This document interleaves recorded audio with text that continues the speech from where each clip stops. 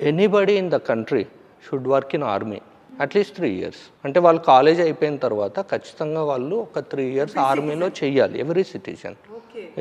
There is no gender or nothing like that.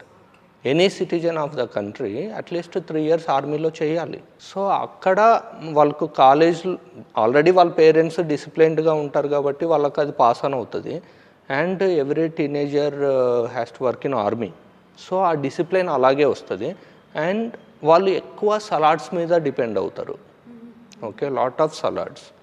So మీరు ఎప్పుడైతే salads nutritions అన్ని ప్రాపర్గా తీసుకుంటారో, మనం ఇక్కడ డైట్ అంటూ మనము ఒక లిస్ట్ రాసుకొని ఇదే తినాలి, ఇలాగే తినాలి, ఇంత క్వాంటిటీ తినాలి, వాళ్ళకి అలా లిస్ట్ ఏమి ఉండదు. It's comes naturally. That's why they are healthy.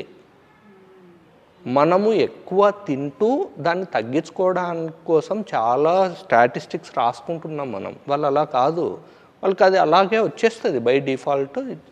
It is just passing అని.